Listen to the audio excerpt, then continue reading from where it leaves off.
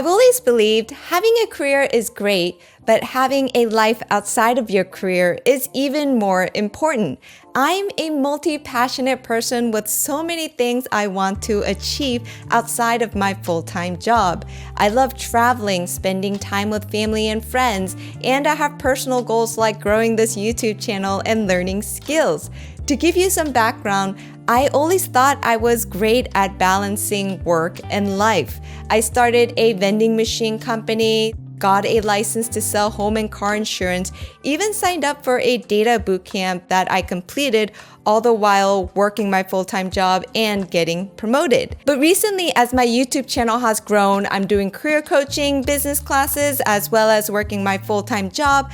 I burned out. I hit a low point where I found myself laying in bed, scrolling social media for hours, just not wanting to start the day. But once I stepped back and made some changes, I feel motivated again. I'm getting great feedback at work, all the while being able to do everything I set out to do in my personal life. So what are these 5 changes I made, and how can you apply them to your own goals while also maintaining your 9-to-5 job? To set some context, if you really think about it, we all have the same 24 hours in a day, minus the 8 hours for sleep, 8 hours for work, and then another 6 hours, let's say, for getting ready, eating, doing chores, spending family time. And what's left in a day is really about 3 hours for you to spend on for your own goals. So how can you do everything you want to do in these few hours? The first thing I did was focus on what's important to me. This required me to sit down and write down all my goals and start narrowing that list down. What helps is if you ask yourself, what is the one thing that would have a tremendous impact on my life? And when you get to that one thing, you know that's what is really important to you. And this changes for me. Sometimes I realize I'm not spending enough time with my family, and I will intentionally spend more time on my relationships. And other times it's I want to focus on learning a new skill, and that will be my focus for that month. And I know a lot of you are in this stage of trying to figure out your career, so I'd really encourage you to do this exercise, because when I did it, it really reduced the noise and gave me clarity as to what it is that I needed to do to get towards my goals and what I wanted to do out of my life. Also, as my goal is to grow the YouTube channel, please like and subscribe, as it really does support the channel. Once I knew what to focus on, the next thing I had to do was learn to say no. As a middle child, I'm a people pleaser, peacemaker. I like diplomacy and peace, and it's just not in my nature to say no to people. But what I learned is that every time you say yes to something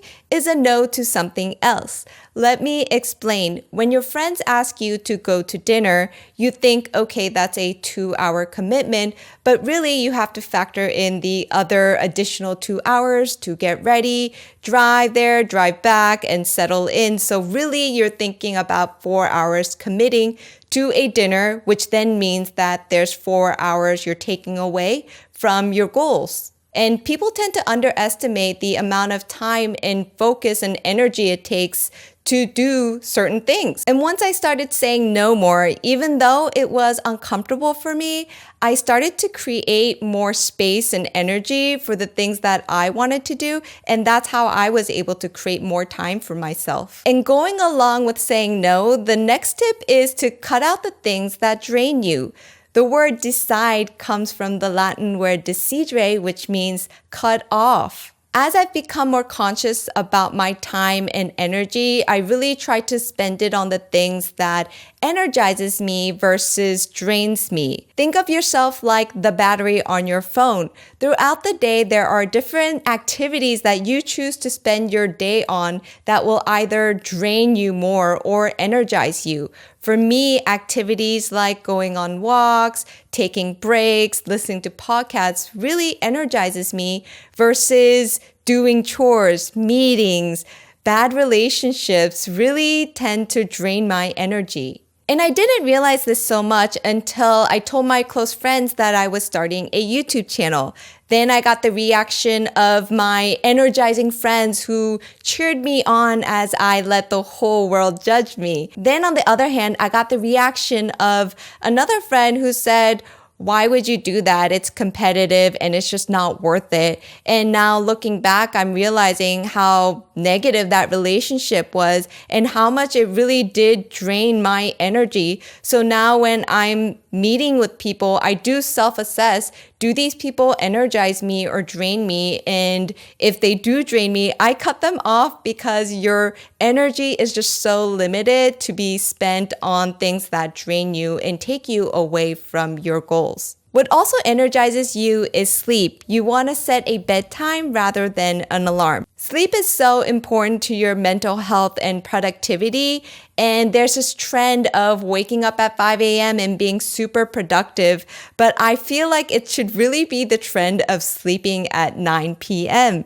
because it doesn't matter what time you wake up. It really matters, did you get enough sleep? And most likely that will depend on the time you slept. I tried waking up at 5 a.m. and doing that for days, but I found that when I'm already overwhelmed and not sleeping well, and doing that daily really is what led me to burn out. What I find works better is setting an alarm at 8 p.m. every day for me to start winding down. That's when I open my book, put my phone away, and start getting ready for bed. And naturally, by doing this, I start shifting my schedule to wake up earlier naturally, and I'm way more productive throughout the day. And the calendar reminder is part of time blocking. Time blocking is a concept that I always knew of, but I wasn't being intentional about it. I was trying to do a lot of my personal work after work, and this was a huge mistake because I was just so drained. Have you ever tried to read a book and remember none of what you read? That was happening to me every day, and I realized that I needed to make a change. The change I made, and it made a huge difference for me, is to start moving my focus time from after work to before work. Mornings are my jam. It's the most productive time for me because it's quiet. I feel very clear and creative. And also it's the time where you're least interrupted. So having a dedicated time every morning to do my own personal work has really made a huge impact on my productivity. If that doesn't convince you to start time blocking, research has shown that deciding in advance when and where you will take specific actions to reach your goal can double or triple your chances for success.